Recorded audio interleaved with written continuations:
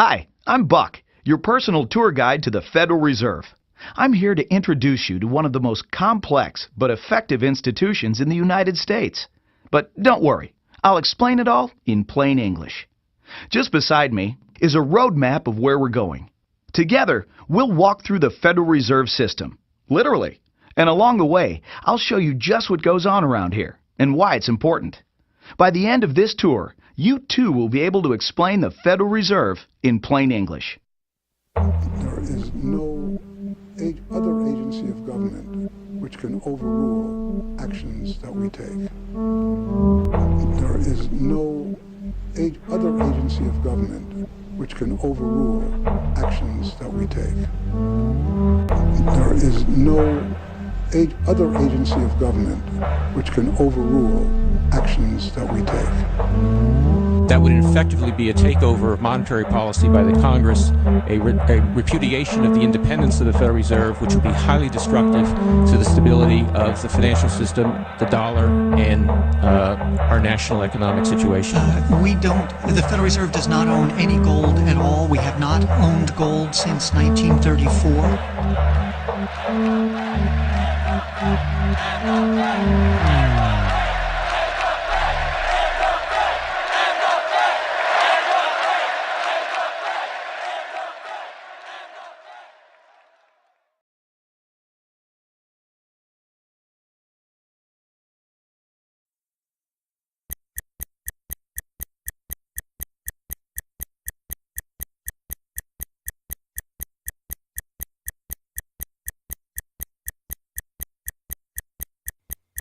All our lives, we've been told that economics is boring.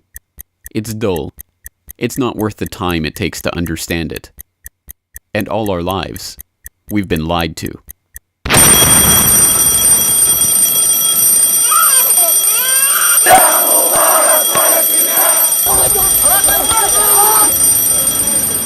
War, poverty, revolution. They all hinge on economics, and economics all rests on one key concept. Money. Money. It is the economic water in which we live our lives. We even call it currency. It flows around us, carries us in its wake, drowns those who are not careful. We use it every day, in nearly every transaction we conduct. We spend our lives working for it, worrying about it, saving it, spending it, pinching it. It defines our social status. It compromises our morals. People are willing to fight, die, and kill for it. But what is it? Where does it come from?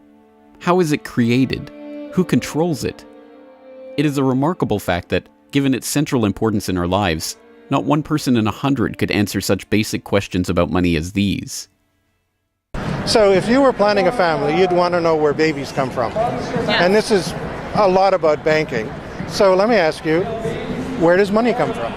Where does the money come from? Where does any money? The government prints it. It's printed off. Where does money come from? How is new money created? By labor. People work and produce wealth, and the money is supposed to match that wealth. Where does money come from? Well, I have a pretty different outlook on money. It actually comes from like trees, right? But why is this? How could we be so ignorant about a topic of such importance? Where does money come from is a basic, childlike question. So why is our only response the childlike answer meant as a joke? It grows on trees. Such a profound state of ignorance could not come about naturally. From the time we are children, we are curious about the world and eager to learn about the way it works. And what could lead to a better understanding of the way the world works than a knowledge of money, its creation and destruction? Yet discussion of this topic is fastidiously avoided in our school years and ignored in our daily life. Our monetary ignorance is artificial, a smokescreen that has been erected on purpose and perpetrated with the help of complicated systems and insufferable economic jargon. But it doesn't take an economist to understand the importance of money. Deep down, we all know that the wars, the poverty, the violence we see around us hinges on this question of money. It seems like a 1,000-piece jigsaw puzzle just waiting to be solved. And it is. The puzzle pieces, taken together, create an image of the Federal Reserve, America's central bank and the heart of the country's banking system. Despite its central importance to the economy, relatively few have heard of it, and fewer still know what it is, despite the bank's attempts at self-description. Our economy runs on a complex system of exchange of goods and services, in which money plays a key part. Coin, currencies, savings, and checking accounts, the overall supply of money is managed by the Federal Reserve. Money is the medium through which economic exchanges take place, and money as a standard of value helps us to set prices for goods and services. The job of managing money, monetary policy, is to preserve the purchasing power of the dollar while ensuring that a sufficient amount of money is available to promote economic growth. The Federal Reserve also promotes the safety and soundness of the institutions where we do our banking. It ensures that the mechanisms by which we make payments, whether by cash, check, or electronic means, operate smoothly and efficiently. And in its fiscal role, acts as the banker for the United States government. Now, these duties comprise the major responsibilities of our central bank. But in order to really understand the Federal Reserve, we must first understand its origins and context. We must deconstruct the puzzle. The first piece of that puzzle lies here, in the White House. This is where the Federal Reserve Act, then known as the Currency Bill, was signed into law after passing the House and Senate in late December 1913. The New York Times of Christmas Eve 1913 described the festive scene. The Christmas spirit pervaded the gathering. While the ceremony was a little less impressive than that of the signing of the Tariff Act on October 3rd last in the same room, the spectators were much more enthusiastic and seized every occasion to applaud. There in the White House that fateful December evening, President Wilson signed away the last veneer of control over the American money supply to a cartel, a well-organized gang of crooks so successful, so cunning, so well hidden that even now, a century later, few know of its existence, let alone the details of its operations. But those details have been openly admitted for decades. Of course, just as we have been taught to find economics boring, we have been taught that this story is boring. This is the way the Federal Reserve itself tells it. The United States was facing severe financial problems. At the turn of the century, most banks were issuing their own currency, called banknotes. The trouble was, currency that was good in one state was sometimes worthless in another. People began to lose confidence in their money, since it was only as sound as the bank that issued it. Fearful that their bank might go out of business, they rushed to exchange their banknotes for gold or silver. By attempting to do so, they created the Panic of 1907. During the panic, people streamed to the banks and demanded their deposits. The banks could not meet the demand. They simply did not have enough gold and silver coin available. Many banks went under. People lost millions of dollars. Businesses suffered. Unemployment rose, and the stability of our economic system was again threatened. Well, this couldn't go on. If the country was going to grow and prosper, some means would have to be found to achieve financial and economic stability. To prevent financial panics like the one in 1907, President Woodrow Wilson signed the Federal Reserve Act into law in 1913. But this is history as told by the victors. A revisionist vision in which the creation of a central bank to control the nation's money supply is merely a boring historical footnote, about as important as the invention of the zipper or an early 20th century hula hoop craze. The truth is that the story of the secret banking conclave that gave birth to that Federal Reserve Act is as exciting and dramatic as any Hollywood screenplay or detective novel yarn, and all the more remarkable for the fact that it is all true. We pick up the story, appropriately enough, under cover of darkness. It was the night of November 22nd, 1910, and a group of the richest and most powerful men in America were boarding a private rail car at an unassuming railroad station in Hoboken, New Jersey. The car, waiting with shades drawn to keep onlookers from seeing inside, belonged to Senator Nelson Aldrich, the father-in-law of billionaire heir to the Rockefeller dynasty, John D. Rockefeller Jr. A central figure on the influential Senate Finance Committee where he oversaw the nation's monetary policy, Aldrich was referred to in the press as the general manager of the nation. Joining him that evening was his private secretary Shelton, and a who's who of the nation's banking and financial elite. A. Pyatt Andrew, the Assistant Treasury Secretary, Frank Vanderlip, President of the National City Bank of New York, Henry P. Davison, a senior partner of J.P. Morgan Company, Benjamin Strong Jr., an associate of J.P. Morgan and president of Bankers Trust Co., and Paul Warburg, heir of the Warburg banking family and son-in-law of Solomon Loeb of the famed New York investment firm Kuhn, Loeb and Company. The men had been told to arrive one by one after sunset to attract as little attention as possible. Indeed, secrecy was so important to their mission that the group did not use anything but their first names throughout the journey so as to keep their true identity secret even from their own servants and waitstaff. The movements of any one of them would have been reason enough to attract the attention of New York's voracious press, especially in an era where banking and monetary reform was seen as a key issue for the future of the nation. A meeting of all of them, now that would surely have been the story of the century. And it was.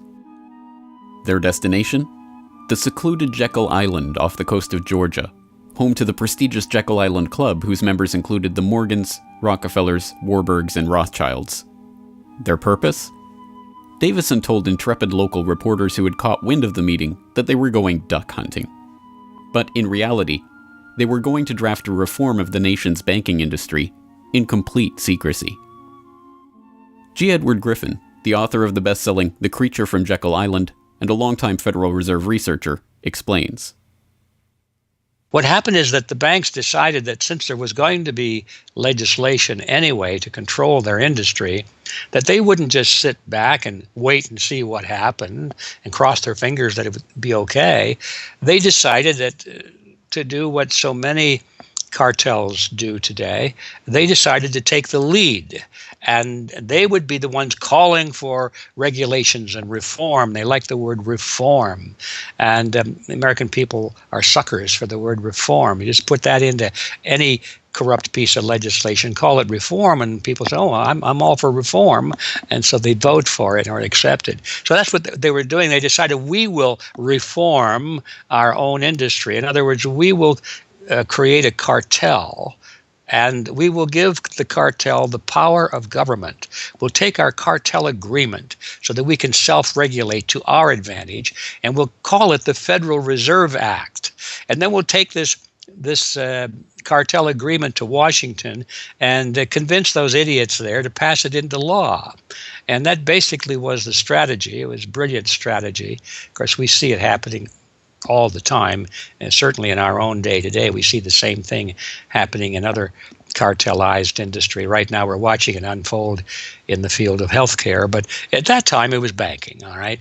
And so the banking cartel wrote their own rules and regulations, called it the Federal Reserve Act, got it passed into law, and it was very much to their liking because they wrote it. And in essence, what they had created is a set of rules which made it possible for themselves to regulate their industry, but they went even beyond that. In fact, it's clear to me when I was reading their letters and their conversations at the time and the debates that they never dreamed that Congress would go along and also give them the right to issue the nation's money supply. I mean, not only were they now going to regulate their own industry, which is what they started out as wanting to do, but they got this incredible gift that they didn't dream would be given to them, although they were negotiating for it. And that was Congress gave them the authority to issue the nation's money.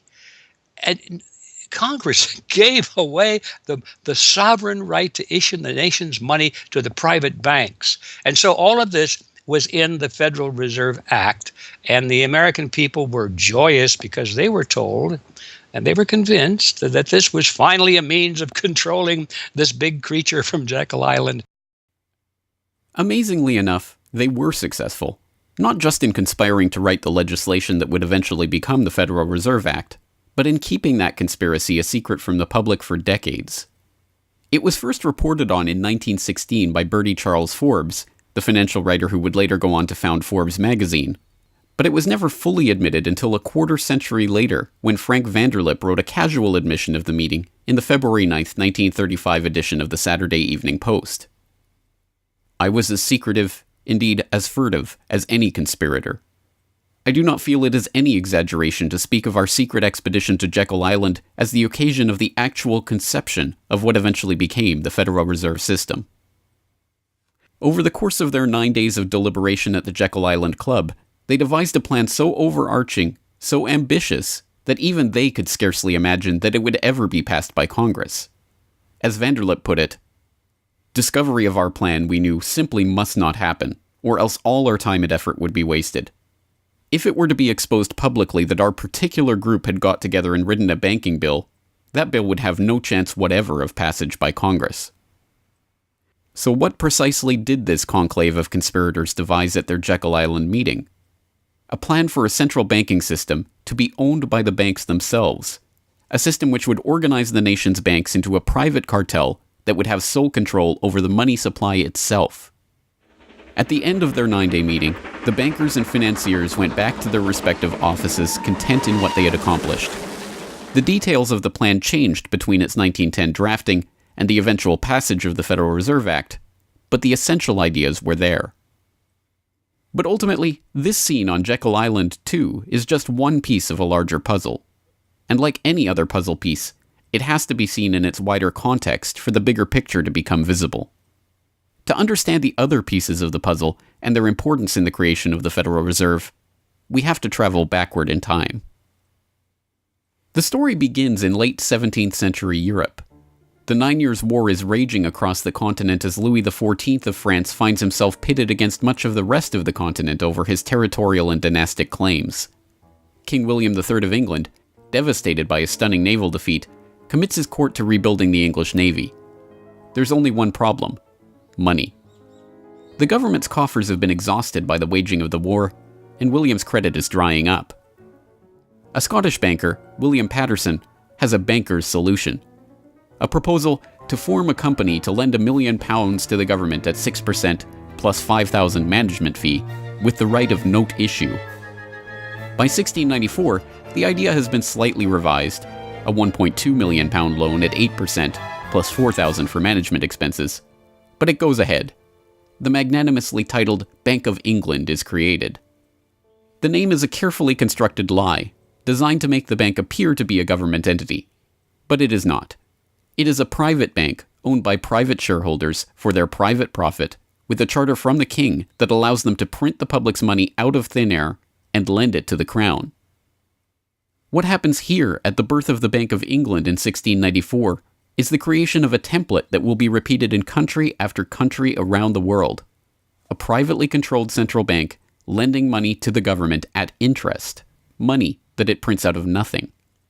And the jewel in the crown for the international bankers that creates this system is the future economic powerhouse of the world, the United States.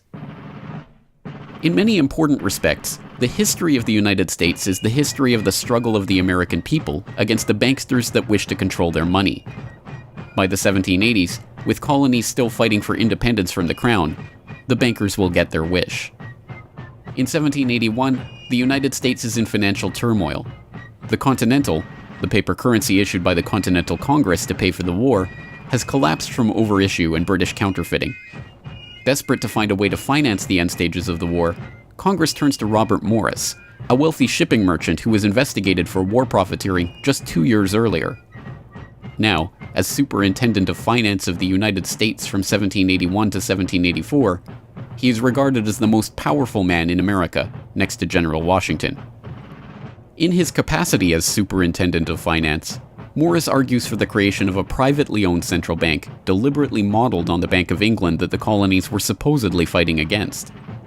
Congress, backed into a corner by war obligations and forced to do business with the bankers just like King William in the 1690s, acquiesces and charters the Bank of North America as the nation's first central bank. And exactly as the Bank of England came into existence loaning the British Crown £1.2 million, the BNA started business by loaning $1.2 million to Congress. By the end of the war, Morris has fallen out of political favor and the Bank of North America's currency has failed to win over a skeptical public. the BNA is downgraded from a national central bank to a private commercial bank chartered by the state of Pennsylvania. But the bankers have not given up yet. Before the ink is even dry on the Constitution, a group led by Alexander Hamilton is already working on the next privately owned central bank for the newly formed United States of America. So brazen is Hamilton in the forwarding of this agenda that he makes no attempt to hide his aims or those of the banking interests he serves. A national debt, if it is not excessive, will be to us a national blessing, he wrote in a letter to James Duane in 1781. It will be a powerful cement of our union. It will also create a necessity for keeping up taxation to a degree which, without being oppressive, will be a spur to industry. Opposition to Hamilton and his debt-based system for establishing the finances of the U.S. is fierce. Led by Jefferson and Madison, the bankers and their system of debt enslavement is called out for the force of destruction that it is, with Thomas Jefferson writing, "The spirit of war and indictment, since the modern theory of the perpetuation of debt, has drenched the earth with blood and crushed its inhabitants under burdens ever accumulating." Still, Hamilton proves victorious. The first Bank of the United States is chartered in 1791 and follows the pattern of the Bank of England and the Bank of North America almost exactly. A privately owned central bank with the authority to loan money that it creates out of nothing to the government. In fact, it is the very same people behind the new bank as were behind the old Bank of North America. It was Alexander Hamilton, Robert Morris's former aide, who first proposed Morris for the position of financial superintendent, and the director of the old Bank of North America, Thomas Willing, is brought in to serve as the first director of the first Bank of the United States. Meet the new banking bosses, same as the old banking bosses. In the first 5 years of the bank's existence, the U.S. government borrows $8.2 million from the bank, and prices rise 72%. By 1795, when Hamilton leaves office, the incoming Treasury Secretary announces that the government needs even more money and sells off the government's meager 20% share in the bank, making it a fully private corporation. Once again, the U.S. economy is plundered while the private banking cartel laughs all the way to the bank that they created. By the time the bank's charter comes due for renewal in 1811, the tide has changed for the money interests behind the bank. Hamilton is dead, shot to death in a duel with Aaron Burr. The bank-supporting Federalist Party is out of power. The public are wary of foreign ownership of the central bank, and what's more, don't see the point of a central bank in time of peace. Accordingly, the charter renewal is voted down in the Senate, and the bank is closed in 1811. Less than a year later, the U.S. is once again at war with England. After 2 years of bitter struggle, the public debt of the U.S. has nearly tripled from $45.2 million to $119.2 million. With trade at a standstill, prices soaring, inflation rising, and debt mounting, President Madison signs the charter for the creation of another central bank, the Second Bank of the United States, in 1816. Just like the two central banks before it, it is majority privately owned and is granted the power to loan money that it creates out of thin air to the government. The 20-year bank charter is due to expire in 1836, but still in his first term, President Andrew Jackson has already vowed to let it die prior to renewal. Believing that Jackson won't risk his chance for re-election in 1832 on the issue, the bankers forward a bill to renew the bank's charter in July of that year, 4 years ahead of schedule. Remarkably, Jackson vetoes the renewal charter and stakes his re-election on the people's support of his move. In his veto message, Jackson writes in no uncertain terms about his opposition to the bank. Whatever interest or influence, whether public or private, has given birth to this act, it cannot be found either in the wishes or necessities of the executive department, by which present action is deemed premature, and the powers conferred upon its agent not only unnecessary, but dangerous to the government and country. It is to be regretted that the rich and powerful too often bend the acts of government to their selfish purposes. If we cannot at once, in justice to interests vested under improvident legislation, make our government what it ought to be, we can at least take a stand against all new grants of monopolies and exclusive privileges, against any prostitution of our government to the advancement of the few at the expense of the many, and in favor of compromise and gradual reform in our code of laws and system of political economy. The people side with Jackson, and he's re-elected on the back of his slogan, "Jackson and no bank."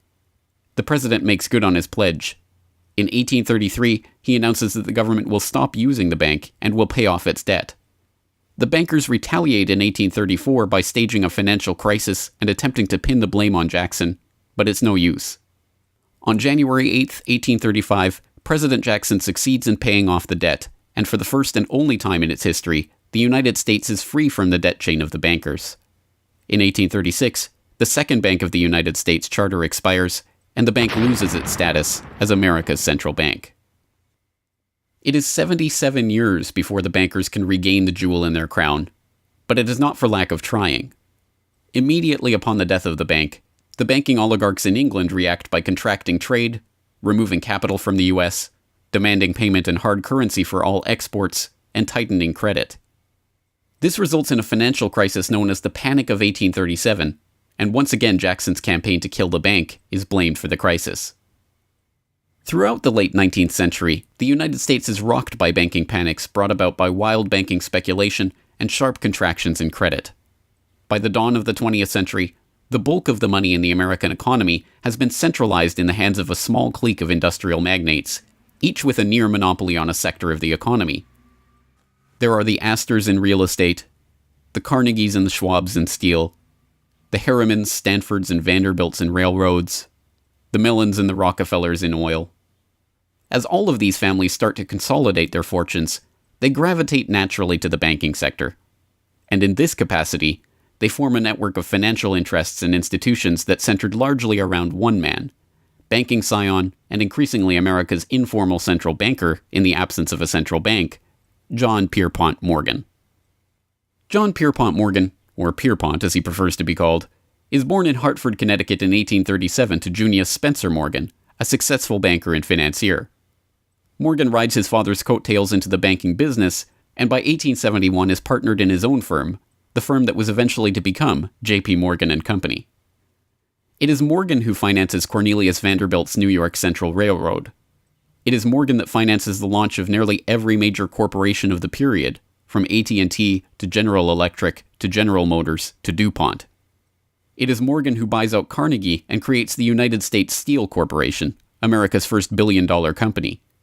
It is Morgan who brokers a deal with President Grover Cleveland to save the nation's gold reserves by selling $62 million worth of gold to the Treasury in return for government bonds. And it is Morgan who, in 1907, sets in motion the crisis that leads to the creation of the Federal Reserve. That year, Morgan begins spreading rumors about the precarious finances of the Knickerbocker Trust Company, a Morgan competitor and one of the largest financial institutions in the United States at the time. The resulting crisis, dubbed the Panic of 1907, shakes the U.S. financial system to its core. Morgan puts himself forward as a hero, boldly offering to help underwrite some of the faltering banks and brokerage houses to keep them from going under. After a bout of hand-wringing over the nation's finances, a congressional committee is assembled to investigate the Money Trust, the bankers and financiers who brought the nation so close to financial ruin and that wield such power over the nation's finances. The public follows the issue closely, and in the end a handful of bankers are identified as key players in the Money Trust's operations, including Paul Warburg, Benjamin Strong Jr., and J.P. Morgan. Andrew Gavin Marshall, editor of the People's Book Project, explains. At the beginning of the 20th century, there was an investigation following the greatest of these financial panics, which was in 1907. And this investigation was on what was called the Money Trust, which found that three banking interests, J.P. Morgan, National City Bank, and the Citibank of New York, I believe it was, basically controlled the entire financial system. So three banks. And the public hatred towards these institutions was unprecedented. There was an overwhelming consensus in the country for establishing a central bank. But there were many different interests in pushing this, and everyone had sort of their own specific purpose behind advocating for a central bank. So to represent the most people, you had farmer interests, populists, progressives, who were advocating a central bank because they couldn't take the recurring panics, but they wanted government control of a central bank. They wanted it to be exclusively under the public control because they despised and feared the New York banks as wielding too much influence. So for them, a central bank would be a way to curb the power of these private financial interests. On the other hand, those same financial interests were advocating for a central bank to serve as a source of stability for their control of the system, also to act as a lender of last resort to them, and so that they would never have to face collapse, but also in order to exert more control through a central bank. The private New York banking community wanted a central bank under the exclusive control of them. There's a shocker. So you had all these various different interests which converged. Of course, the most influential happened to be the New York financial houses, which were more aligned with European financial houses than they were with any other element in American society. The main individual behind the founding of the Federal Reserve was Paul Warburg, who was a partner with Kuhn, Loeb and Company, European banking house. His brothers were prominent bankers in Germany at that time, and he had, of course, close connections with every major financial and really big industrial firm in the United States, and most of those existing in Europe. And he was discussing all these ideas with his fellow compatriots in advocating for a central bank. In 1910, Warburg got the support of a senator named Senator Aldrich, whose family later married into the Rockefeller family. Again, I'm sure just a coincidence, but Aldrich invited Warburg and a number of other bankers to a private secret meeting on Jekyll Island, just off the coast of Georgia, where they met in 1910 to discuss the construction of a central bank in the United States, but one which, of course, would be owned and serve the interests of the private bankers. Aldrich then, in 1911, presented this as the Aldrich Plan or the Aldrich Bill in the U.S. Congress, and it was actually voted out. The public, suspicious of Senator Aldrich's banking connections, ultimately reject the Jekyll Island Cabal's Aldrich Plan. The Cabal does not give up, however. They simply revise and rename their plan, giving it a new public face, that of Senator Robert Owen and Representative Carter Glass. In the end, the money trust that was behind the Panic of 1907 uses the public's own outrage against them to complete their consolidation of control over the banking system.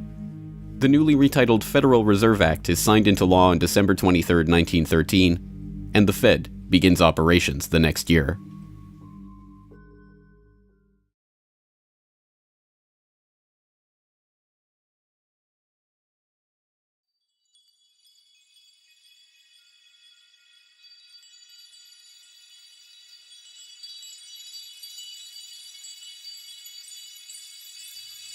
So how does the Federal Reserve System work?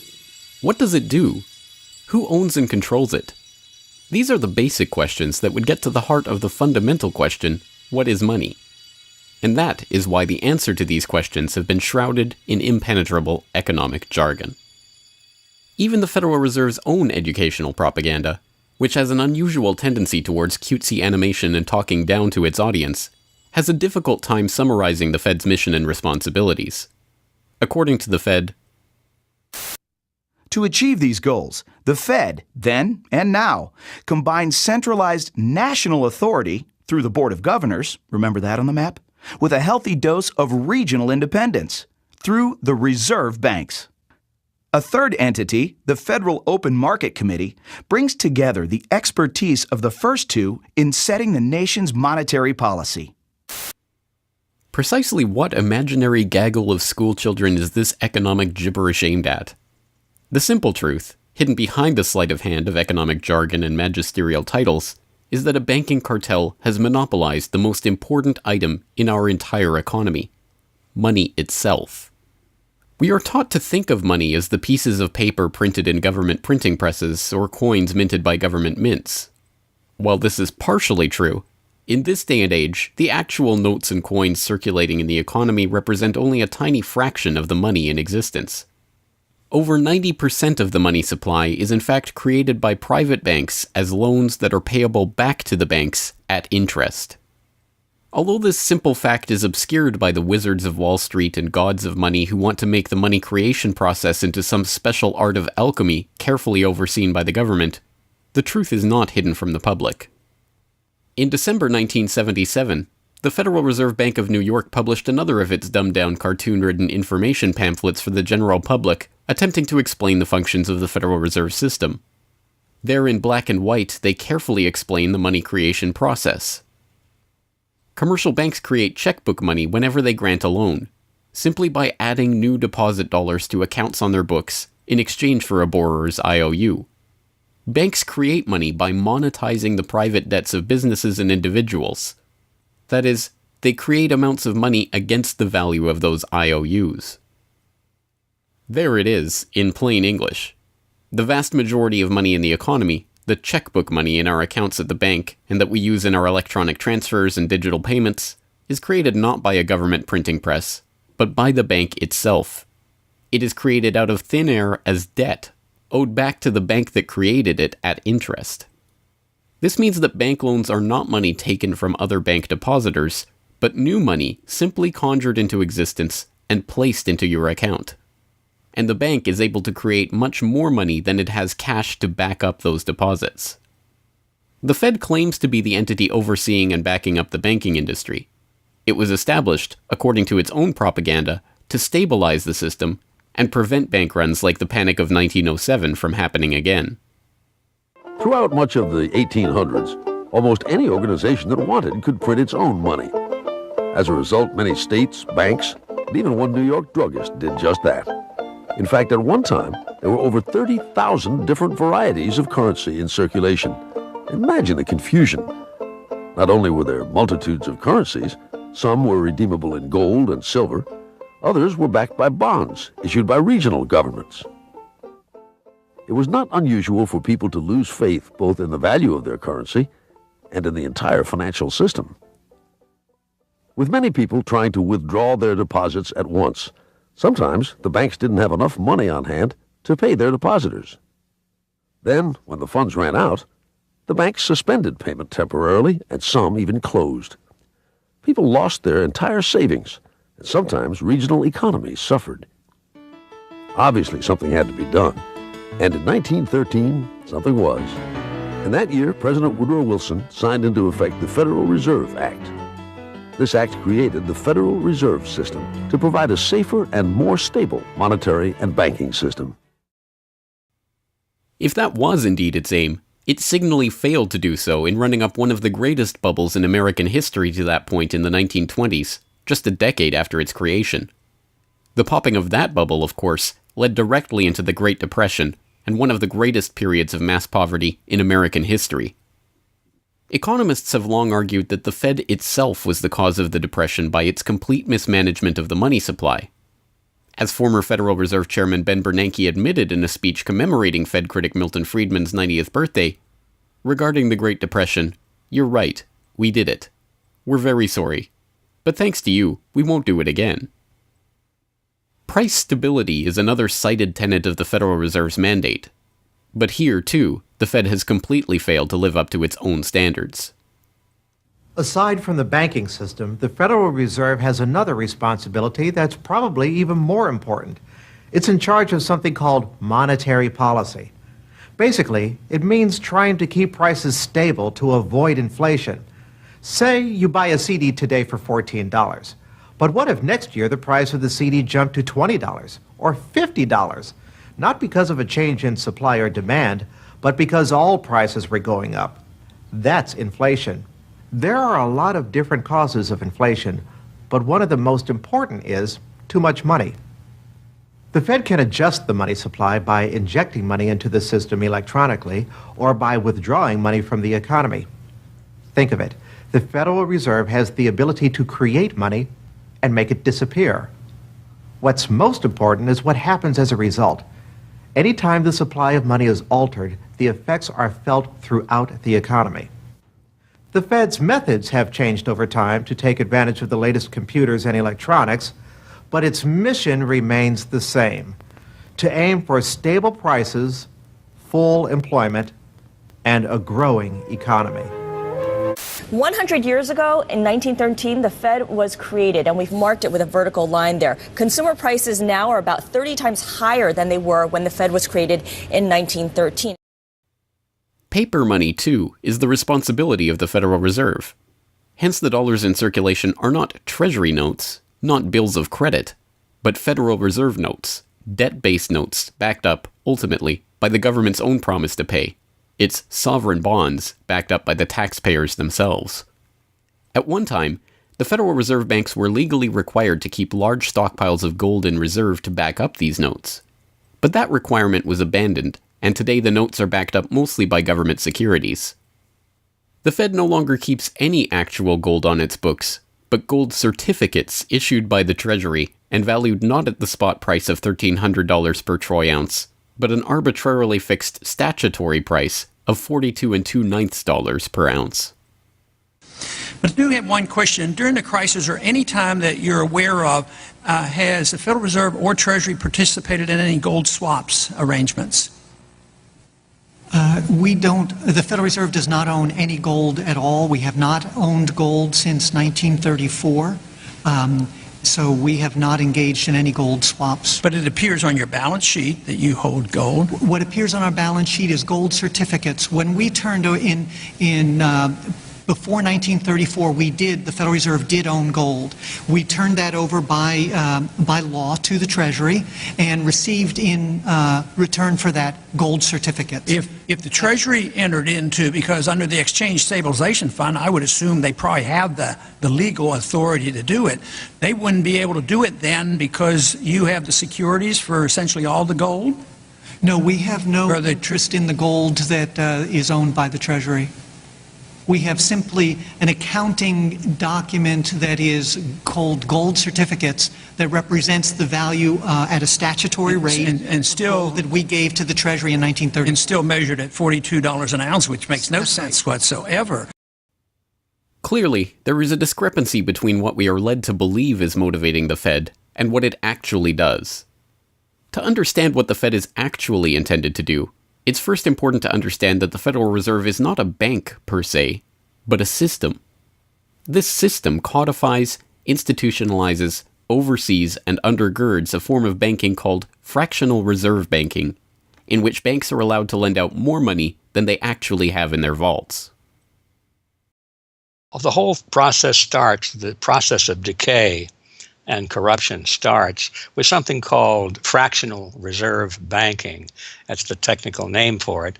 And what that really means is that as the banking institution developed over several centuries, starting, of course, in Europe, it developed the practice of legalizing a certain dishonest accounting procedure. In other words, in the very, very beginning, if you want to go all the way back, people would bring their gold or silver to the banks for safekeeping. And they'd say, give us a paper receipt. And we don't want to guard our silver and our gold because, people could come in the middle of the night and they could kill us or tie us up and threaten us, and they'll get our gold and silver, so we can't really guard it. We'll take it to the bank and have them guard it, and we just want a paper receipt so that we can take the receipt back and get our gold anytime we want. And so in the beginning, money was receipt money. They could then, instead of changing or exchanging the gold coins, they could exchange the receipts, and people would accept the receipts just as well as the gold, knowing they could get the gold. And so these paper receipts being circulated were, in essence, the very first examples of paper money. Well, the banks learned early on that game that here they were sitting on this pile of gold and all these paper receipts out there. People weren't bringing the receipts in anymore. Very few of them, maybe 5%, maybe 7% of the people would bring in their paper receipts and ask for the gold. So they said, why don't we just sort of give more receipts out than we have gold? They'll never know because we only are asked at the best 7% of it, so we can create more receipts for gold than we have, and we can collect interest on that because we'll loan that into the economy and we'll charge interest on this money that we don't really have.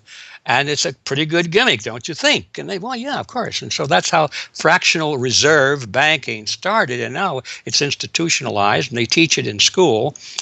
No one ever questions the integrity of it or the ethics of it. They say, well, that's the way banking works. And isn't it wonderful that we now have this flexible currency and we have prosperity and all of this sort of thing? So it all starts with this concept of fractional reserve banking. The trouble is with that is it works most of the time, but every once in a while, there are a few ripples that come along that are a little bit bigger than the other ripples, and maybe one of them is a wave, and more than 7% will come in and ask for their gold. Maybe 20% will come in, or 30%. And well, now the banks are embarrassed because the fraud is exposed. They say, well, we don't have your gold. What do you mean you don't have my gold? I gave it to you and put it on deposit, and you said you'd safeguard it. Well, we don't have it. We loaned it out. So then the word gets out, and everybody and their uncle comes and lines up for their gold. And of course, they don't have it, and the banks are closed. They have bank holidays, and the banks are embarrassed. They go out of business. People lose their savings, and you have these terrible banking crashes that were ricocheting all around the world prior to this time. And that's what caused the concern. One of the things that caused the concern of the American people, they didn't want that anymore. They wanted to put a stop to that. And that was the whole purpose, supposedly, of the Federal Reserve System, is to put a stop to that. But since the people who designed the plan to put a stop to it were the very ones who were doing it in the first place, you can not be surprised that their solution was not a very good one insofar as the American people were concerned. Their solution was to expand it. Not to control it, but to expand it. See, prior to that time, this little game of fractional reserve banking was localized at the state level. Each state was doing its own little fractional reserve banking system. Each state, in essence, had its own Federal Reserve. Central banks were authorized by state law to do this sort of thing, and that was causing all this problem. And so the Federal Reserve came along and said, well, no, we're not going to do this at the state level anymore because look at all the problem it's causing. We're going to consolidate it all together, and we're going to do it at the national level. The key to this system, of course, is who controls this incredible power to regulate the economy by setting reserve requirements and targeting interest rates. The answer to this question, too, has been deliberately obscured. The Federal Reserve System is a deliberately confusing mishmash of public and private interests, reserve banks, boards and committees, centralized in Washington and spread out across the United States. So you have the Federal Reserve Board in Washington, appointed by the president. That's the only part of this system that is directly dependent upon the government for input. That's the federal part, that the government, the president specifically, gets to choose a few select governors. The 12 regional banks, the most influential of which is the Federal Reserve Bank of New York, essentially based in Wall Street to represent Wall Street, is representative of the major Wall Street banks who own shares in the private, not federal, but private Federal Reserve Bank of New York. All the other regional banks are also private banks.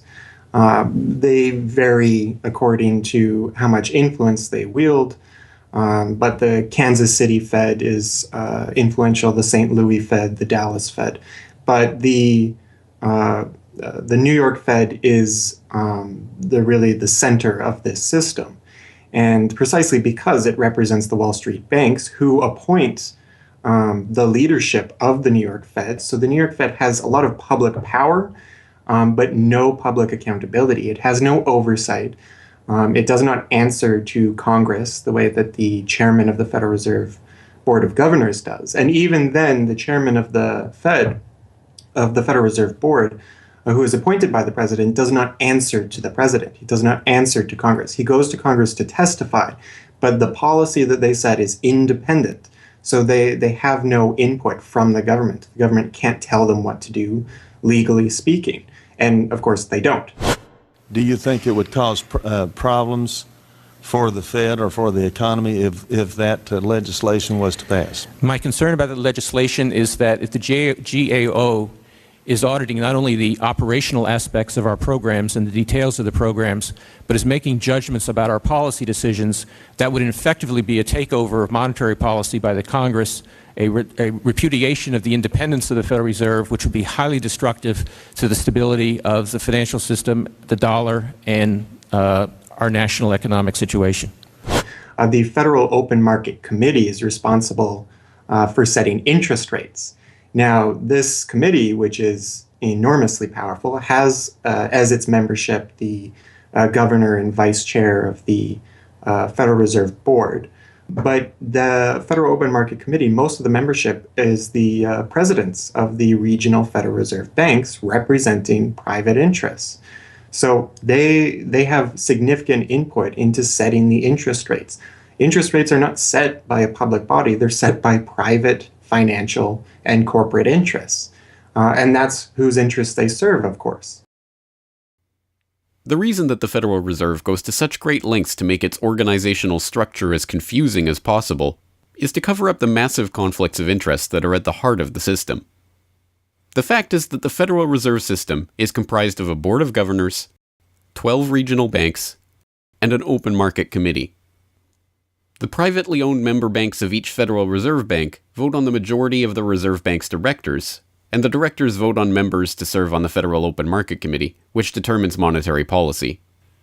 What's more, Wall Street is given a prime seat at the table, with tradition holding that the president of the powerful New York Federal Reserve Bank be given the vice chairmanship of the FOMC and be made a permanent committee member. In effect, the private banks are the key determinants in the composition of the FOMC, which regulates the entire economy. According to the Fed, its monetary policy decisions do not have to be approved by the president or anyone else in the executive or legislative branches of government.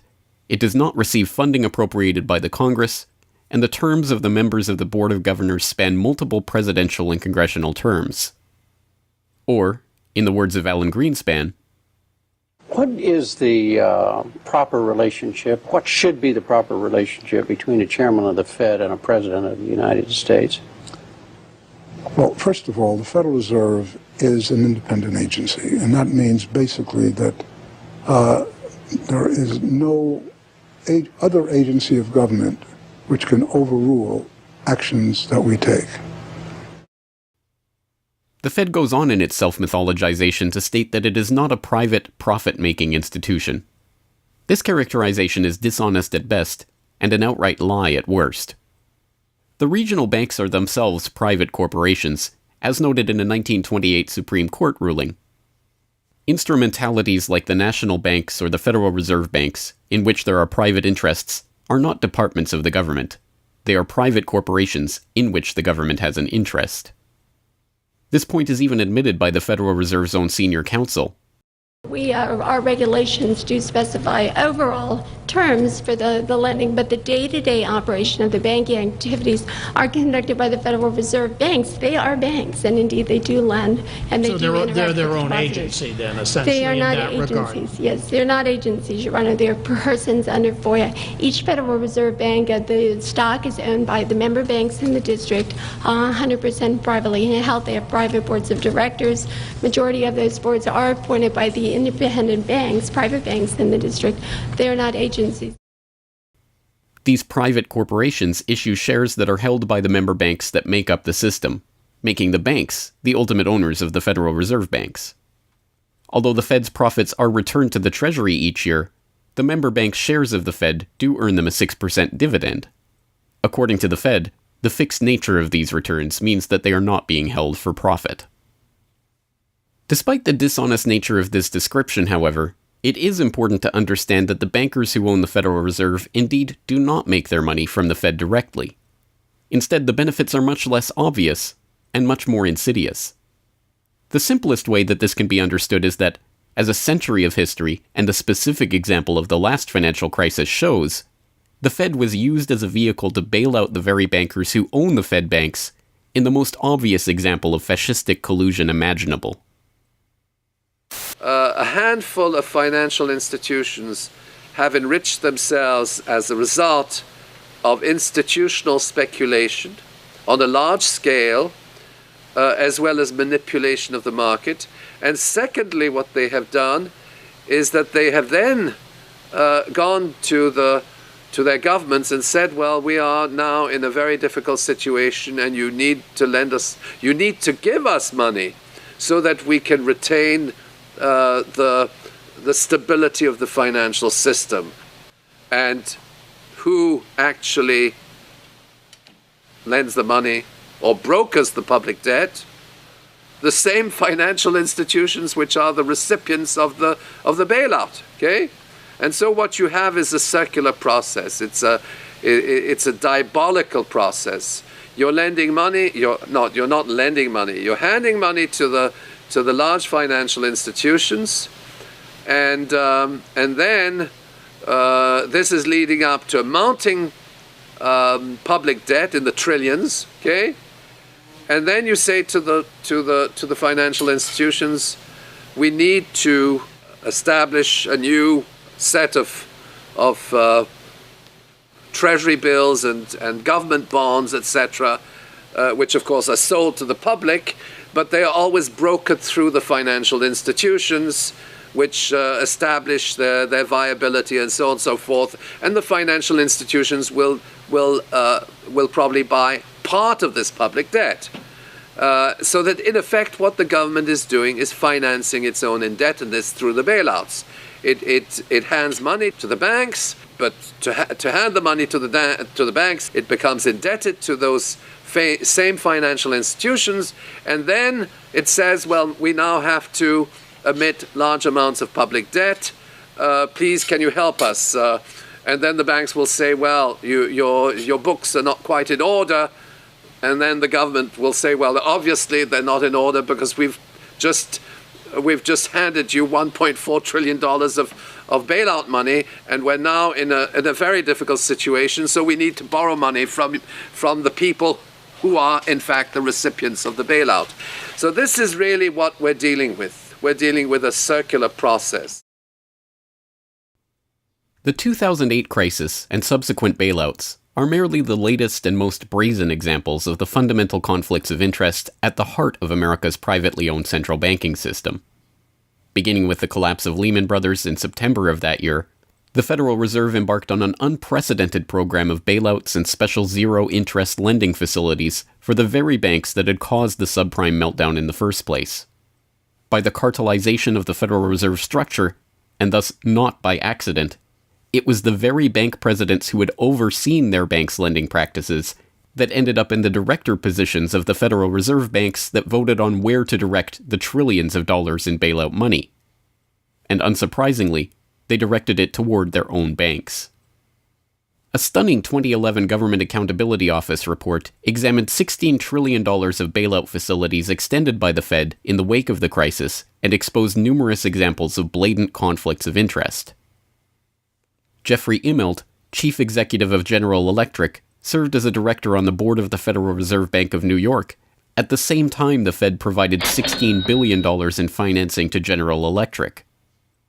JP Morgan Chase chief executive Jamie Dimon, meanwhile, was also a member of the board of the New York Fed during the period that saw $391 billion in Fed emergency lending directed to his own bank. In all, Federal Reserve Board members were tied to $4 trillion in loans to their own banks. These funds were not simply used to keep these banks afloat, but actually to return these Fed-connected banks to a period of record profits in the same period that the average worker saw their real wages actually decrease and the economy on Main Street slow to a standstill. Ben Bernanke, at that time the chairman of the Federal Reserve Board of Governors, was confronted about these conflicts of interest by Senator Bernie Sanders upon the release of the GAO report in June 2012. Senator, you raised an important point, which is that this is not something the Federal Reserve created. This is in the statute. Congress in the Federal Reserve Act said this is the governance of the Federal Reserve, and more specifically that bankers would be on the board. And 6 out of 9. Sorry? 6 out of 9 in the regional banks are come from the banking industry. That's correct, and that is in the law. And right. I'll answer your question, though. The answer to your question is that Congress set this up. We have tried, I think we've made it into something useful and valuable. We do get information from it. But if Congress wants to change it, of course, we will work with you to find alternatives. Bernanke is completely right. These conflicts are, in fact, a part of the institution itself. A structural feature of the Federal Reserve that was baked into the Federal Reserve Act itself over 100 years ago by the bankers who conspired to cartelize the nation's money supply. You could not ask for a more succinct reason why the Federal Reserve itself, this admitted cartel of banking interests, needs to be abolished. But you could get one.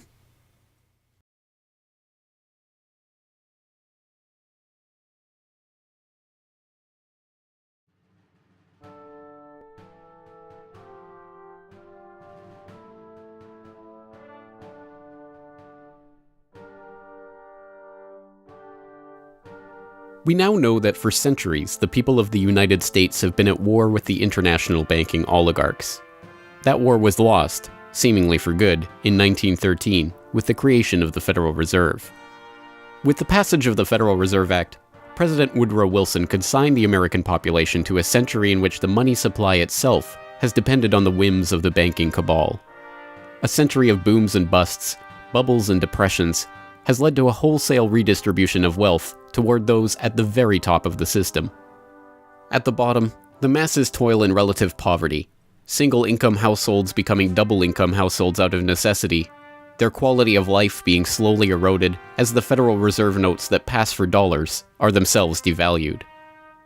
Worse yet, the fraud itself perpetuates Alexander Hamilton's persistent myth that a national debt is necessary at all. The US is now locked into a system whereby the government issues bonds to generate the funds for their operations, bonds that are backed up by the taxation of the public's own labor. The perpetrators of this fraud, meanwhile, remain in the shadows, largely ignored by a general public that could instantly recognize the latest Hollywood heartthrob or pop idol, but have no clue what the head of Goldman Sachs or the New York Fed does, let alone who they are. This cabal bear allegiance to no nationality, no philosophy or creed, no code of ethics. They are not even motivated by greed, but power. The power that the control of the money supply inevitably brings with it. After a person has all the money in the world that you could possibly use to buy anything you want, what's left to capture your imagination? And the answer, of course, is power. Power over people.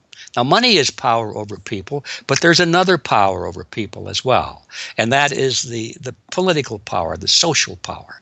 And I think this has now become the dominant driving force of these people. They've already got the money. They've got it locked down. Now they're striving for this new world order, as their name for it. They want all of the world into one political unit, which they dominate, not only with money, but with military and psychological means and education and media and propaganda. They want total control over every human on the planet. And by golly, they're moving pretty rapidly in that direction. It did not take long for this lust for power to rear its head. In 1921, just 7 years after the Fed began operations, the same J.P. Morgan-connected banking elite that founded the Federal Reserve incorporated an organization called the Council on Foreign Relations with the goal of taking over the foreign policy apparatus of the United States, including the State Department. In this quest, it was remarkably successful. Although there are only about 4,000 members in the organization today, its membership has included 21 Secretaries of Defense, 18 Treasury Secretaries, 18 Secretaries of State, 16 CIA directors, and many other high-ranking government officials, military officers, business elite, and, of course, bankers. The first director of the CFR was John W. Davis, J.P. Morgan's personal lawyer and a millionaire in his own right. Together with its sister organizations in Britain and elsewhere around the world, these groups would work together toward what they called a new world order of total financial and political control directed by the bankers themselves. As Carroll Quigley, noted Georgetown historian and mentor of Bill Clinton, wrote in his 1966 work, Tragedy and Hope, A History of the World in Our Time, the powers of financial capitalism had a far-reaching aim, nothing less than to create a world system of financial control in private hands, able to dominate the political system of each country and the economy of the world as a whole. This system was to be controlled in a feudalist fashion by the central banks of the world acting in concert, by secret agreements arrived at in frequent private meetings and conferences. The apex of the system was to be the Bank for International Settlements in Basel, Switzerland, a private bank owned and controlled by the world's central banks, which were themselves private corporations. This is why the bankers and their partners in government and business conspired to bring about the 2008 crisis. Not for the pursuit of money, but power. In the same way the bankers used the panic of 1907 to consolidate their control over the money supply, they hope to use the 2008 crisis and subsequent panics, which they themselves have created, to consolidate their political control. The International Summit for the Global Financial Crisis has been expanded from G7 to G20 because the leading 7 developed countries cannot solve the crisis alone. This expanded meeting raises the question whether a new global financial system will be created. So is this some sort of new world order, which Gordon Brown kind of alluded to?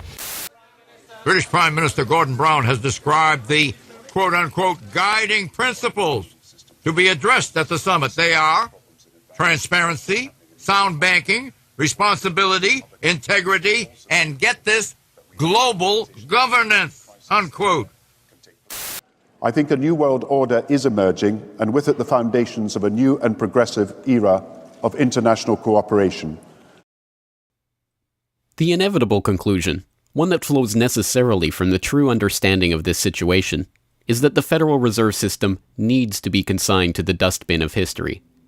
After a century of enslavement, it is time for the American public to finally throw off the bankers' debt chains. If there was ever a point in human history to start questioning alternatives, this would be it. And to think that where we are and simply say, oh, well, this is the best of our options. How many of the best options lead to self-destruction? Doesn't sound like a best option. I think that with a world of 7 billion people, we can probably come up with something better than a system in which a few thousand people benefit so much at the expense of everything else on this world, and at the expense of the potential for the future of mankind. They're leveraging our future. And so long as we accept this way of thinking, so long as we accept these institutions as having dominance, that's the direction we'll be going. So I think reform is a good way to try and stall and to push back directly against the expanding and evolving power structures. But radical change is what's really needed, and that has to be built from the bottom up. But I think that these two processes can and should go together in parallel. If you've made it this far, congratulations. You are now better informed on the economic history of the United States and the truth about the Federal Reserve than 99% of the population. If you do nothing else, then just working to get those around you educated on this information alone will have a profound effect. Once they learn of the scam, many are motivated to do something about it, and they, in turn, inform others. This is the viral nature of suppressed truth, and it is the reason that more people are aware of and energized by the issue of the Federal Reserve and the nature of money than ever before. Perhaps even more amazingly, this movement is spreading to other parts of the globe. Recognizing the interlocking nature of the modern global economy and the international nature of the banking oligarchy, movements to abolish the Federal Reserve have sprung up in Europe, where protests against the cartelized central banking system are taking place in over 100 cities, attracting 20,000 people on a weekly basis. I started this movement because I realized that the Federal Reserve Act, in my opinion, is one of the most worst laws in the whole world. So a private banking company is lending America the money, and in my opinion, America is not any more democratic. The Federal Reserve tells the government what to do, and that's a problem. It's a very big problem, especially in the US. Why is it a global issue, and why are people doing it here in Germany? Because when you realize that this finance system, it's a global system, you have to go to the really beginning of the system. And in my opinion, it's also the World Bank and the International Fund of Currencies and stuff like this. But at the beginning of all this is a law from 1913. Woodrow Wilson signed it. And this is the beginning of all this hardcore capitalism we are suffering right now from. And the only way to stop this is maybe to break this law. But what if the burgeoning movement to end the Fed is successful? What system do people propose as the answer? There have been several proposals along different lines by various researchers. Some argue for a return to America's colonial roots of debt-free money issued by state-run banks, pointing to the Bank of North Dakota as one already functioning, successful model of this approach. We've had two banking systems ever since the 1860s, with the state bank system and the federal bank system. And the federal bank system are the big Wall Street banks, particularly. They dominate the federal system.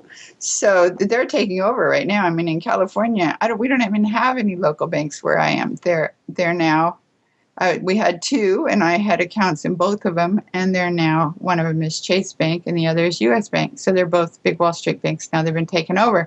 So if you can keep, it's the local banks that have an interest in serving the local business. The big banks have no interest in making loans to local business. It's too risky. Why should they bother? They've got this virtually free money they can get from the Fed and from each other, and it's much more lucrative to them either to speculate in commodities or other things abroad, or what works very well for them is to buy long-term government bonds at 3%, because these have no capital requirement. The capital requirement for government bonds are zero. So they can buy all of those that they want. Whereas if they buy, let's say, mortgages, or if they make loans for mortgages, or they make loans to businesses, then they have to worry about their capital requirement. And as soon as they've used up all their capital, in other words, $8 of capital will get you $100 of loans, then they can't make any more loans. They have to wait for 30 years till those loans get paid off. So what they do, if they do buy mortgages, is sell them off to investors. And so that was the whole mortgage-backed securities scam that we've seen. They had no motivation to make sure that these borrowers were actually sound borrowers. They just wanted to make a sale, so they sold the stuff to the unwary investors who might be somebody in Iceland or Sweden or pension funds. Yeah, so that didn't work out so well. So a state bank with the partnering with the local banks can provide the capital, can help them with capital. In North Dakota, the state bank guarantees the loans of the local banks, allowing them to make much bigger loans than they could otherwise. And the state bank provides liquidity to the small banks. That's why the small banks, the local banks, aren't making loans to small business right now, because they don't know that they can get money from the other banks as needed. The way banking works is they make the loan first. I mean, if you have credit lines to many different businesses, and if they all hit up their credit lines at once, you're going to run out of money. So you don't dare do that unless you know that you can get short-term loans from the other banks. And what's happening right now, even though there's $1.6 trillion in excess reserves sitting on the books of the big banks, they're not available to the little banks. And the reason is because the Fed is paying 0.25% interest on those reserves. So the banks have no incentive to lend them to the little banks. Why let go of them when you can make just as much keeping them, and then you still have your reserves, and you can use them as collateral to buy bonds or something that'll make you more money. So the whole system is messed up. And in North Dakota, the Bank of North Dakota provides the liquidity for these local banks. Others advocate a decentralized system of alternative and competing currencies that greatly reduce or even eliminate altogether the need for a central bank. Well, 22 years ago in Ithaca, New York, I noticed that a lot of people, friends particularly, had skills and time that were not being employed or respected by the prevailing economy. And while we had much desire to create things and trade them with each other, and many services we could provide to each other. We didn't have the money. So, since I have a background in graphic design, journalism, and arrogance, I went to my computer and designed paper money for Ithaca, New York. Designed pretty colorful money, with pictures of children, waterfalls, and trolley cars, and denominated in hours of labor. 1 hour note, half hour, quarter, eighth hour note, 2 hour note, and then began to issue to each of the pioneer traders who had agreed to be listed in the directory a specific starter amount. And the game began. An hour has been worth an hour of basic labor, or $10 US, which at that time, 20 years ago, was double the minimum wage. People who usually expect more than $10 per hour of their service can charge multiple hours per hour, but the denomination puts between us as residents of our community that reminder that we are fellow citizens, not merely winners or losers scrambling for dollars. And it introduces us to each other on the basis of these skills and services that we have, that we are more proud to provide for each other than often is the case with a conventional job, just the stuff we have to do to get the money to pay the bills. So through that trading process, that more intimate scale process within the community, we're more easily able to become friends and lovers and political allies. It's an inspiring story, and tell people about how much money has circulated through this community. I mean, it's important for people to understand just how successful this has been. Because we're not a computer system, we don't have a specific volume of trading recorded, but by the grapevine, by phone surveys, and over the years watching the money move, we were able to guess very reliably at several $1 million equivalent of this money has transacted over those years, making loans without charging interest up to $30,000 value, which is the fundamental monetary revolution in our system. Then as well, making grants of the money to over 100 community organizations. Some argue for currencies whose mathematical nature prevent them from being merely conjured into existence whenever a federal government wants to wage another war of aggression or forge another link in the seemingly endless train of governmental tyranny and abuse. What people have to understand about Bitcoin is that it's a completely decentralized network. There's no central server, there's no controlling company, there's no office. It's just free software that anyone can download and start running on their computer anywhere in the world. And that the Bitcoins themselves can be transferred to or from anyone, anywhere in the world. And it's impossible for any bank or government or entity to block you from sending or receiving those Bitcoins. There's a limited supply of those Bitcoins. There will never, ever, ever be more than 21 million Bitcoins. And so because, like everything, the price is set based on supply and demand, because the supply of Bitcoins is limited and the demand is increasing as more and more people start to use them and more websites start to accept them, the price of Bitcoins in terms of dollars is going to have to increase even a lot more than the $500 per Bitcoin that it is today. Are there any drawbacks at all to the idea of using a cryptocurrency? If you're part of the current power elite that can just print money at will to spend on whatever you feel like, then yeah, the world switching over to Bitcoin is probably not going to benefit you. But if you're one of the normal people that aren't working for the Federal Reserve or any central bank that's printing money to pay to your friends and that sort of thing, then a Bitcoin world is a wonderful thing for you. Sound money, cryptocurrencies, state banks, LETS programs, self-issued credit. These and many other solutions have all been proposed, and many of them are in use in different localities today. Information on all of these ideas and how they are being applied in various parts of the world are widely available online. The point is that the question of what money is and how it should be created is perhaps the single greatest question facing humanity as a whole, and yet it is one that has been almost completely eliminated from the national conversation. Until recently. End the Fed! End the Fed!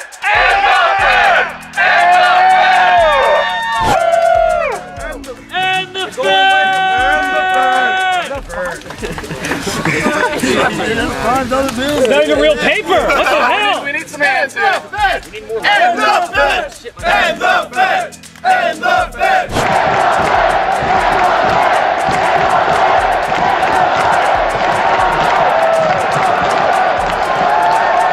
I haven't even gotten to that part yet.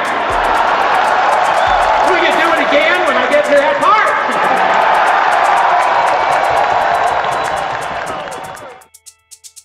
And so the rest of the story is now in our hands.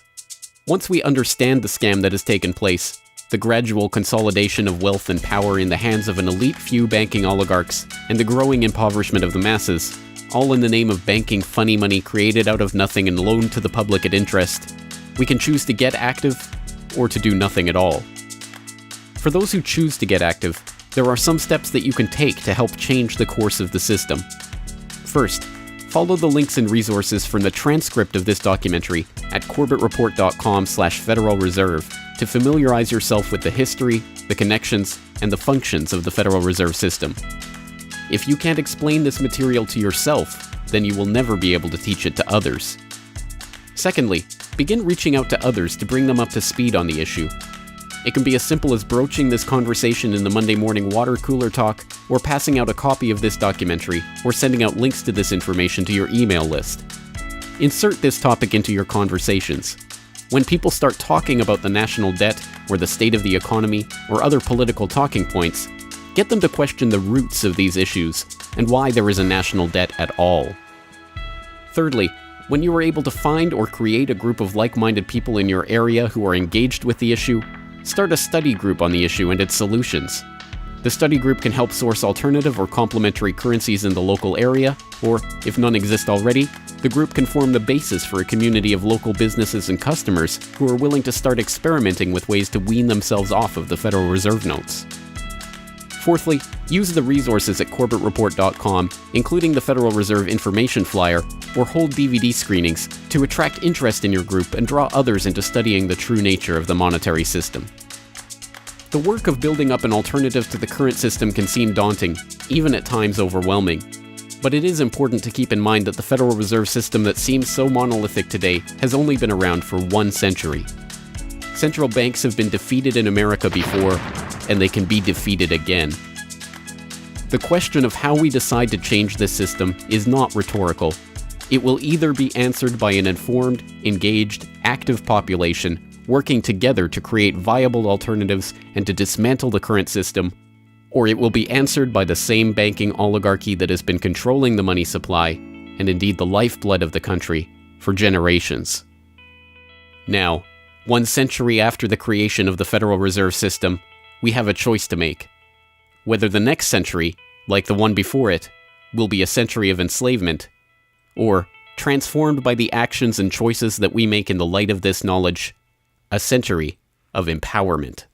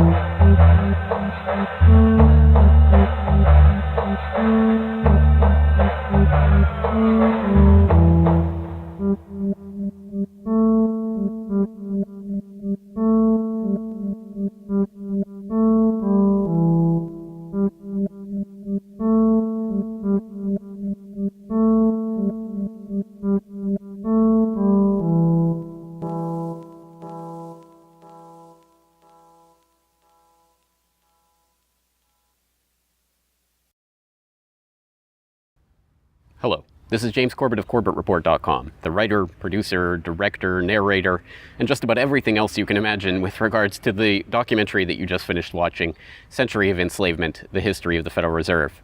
As I mentioned towards the end of that documentary, if you've made it this far, then you are now better informed about the Federal Reserve, its origins, what it is, how it functions, and why it must be opposed than 99% of the general public.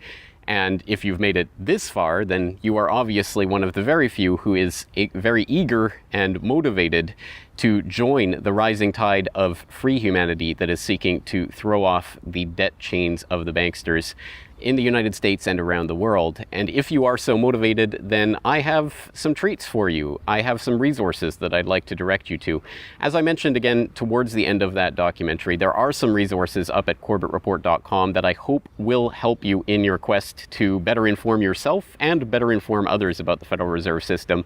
Because once again, if you can't explain this to yourself, then how could you ever hope to explain it to anyone else? So I think the first quest that we must all engage in is to improve our own understanding of the Federal Reserve System and how it functions, and then to spread that information to others. And on that note, once again, if you go to CorbettReport.com, you'll be able to find, first and foremost, this documentary itself is, of course, 100% freely available online, which you would know because you're watching this right now. So, of course, there will be links to the YouTube version of this documentary or the downloadable MP4 version on my website. There's also audio MP3 files available for download.